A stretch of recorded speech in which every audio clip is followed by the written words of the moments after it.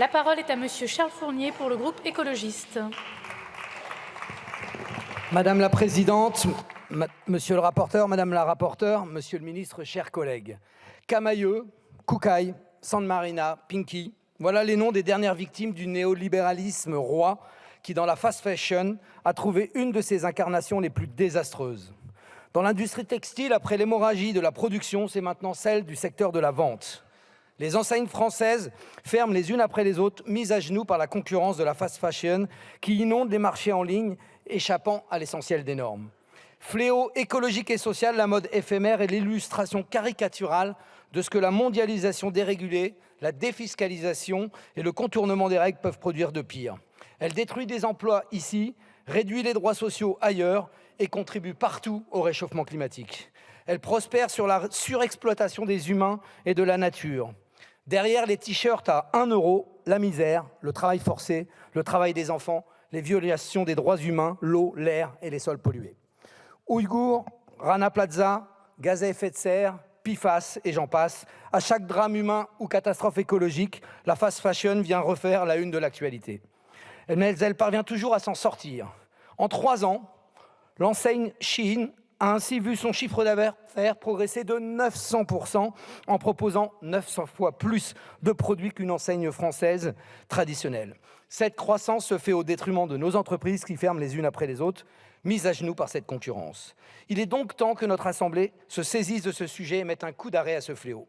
Nous sommes heureux de voir que les messages que nous avons longtemps portés sont désormais partagés sur la quasi-totalité des bancs de cette Assemblée, même si les débats sur les solutions ne sont pas clos.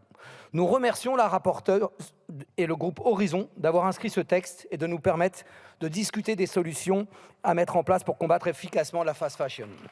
Et nous saluons la concertation transpartisane mise en place pour construire et faire évoluer ce texte. Quand on siège à gauche de l'hémicycle, on n'est pas habitué à ce type de traitement sans exclusive. La majorité des groupes ont cherché à trouver les écritures les plus pertinentes pour adopter une loi efficace et espérons que cela paiera.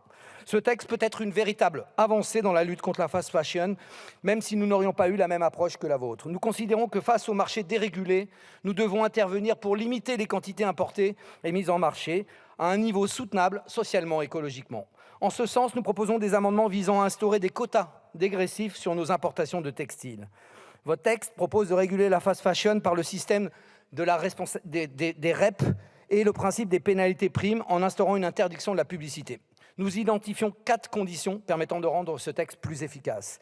La première, c'est de garantir qu'il cible toute la fast fashion. Il faut s'attaquer aux pratiques de Shein et de Temu, mais également de Zara, de H&M, de KIB ou encore de Decathlon.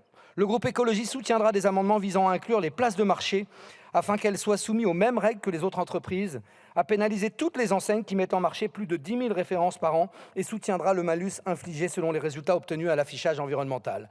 La seconde condition, c'est d'assurer que les outils que nous proposons soient utilisés et incitatifs. Aujourd'hui, la filière peut déjà fixer des pénalités jusqu'à 20% du prix du produit, mais elle ne le fait pas. Rien ne nous dit qu'elle le fera demain. C'est pourquoi nous soutiendrons l'instauration d'une pénalité plancher de 1 € et une pénalité plafond progressive allant de 5 € à 10 € en 2030. La troisième, c'est de garantir une réelle interdiction de la publicité. La publicité est le levier central pour les entreprises de la fast fashion. C'est par des stratégies marketing qu'elles manipulent les consciences et poussent à consommer toujours plus. Nous soutiendrons l'interdiction de toute forme de publicité, y compris le parrainage et l'établissement de sanctions suffisamment dissuasives afin d'éviter que les entreprises n'intègrent ces amendes dans leur plan de com, avec des amendes limitées à 100 000 € dans un business qui, lui, concerne des dizaines de milliers d'euros. La quatrième, c'est de s'assurer que les primes constitueront de réels bonus pour encourager des productions locales et inclusives. Le groupe écologiste propose des amendements pour donner des primes à la production locale vertueuse.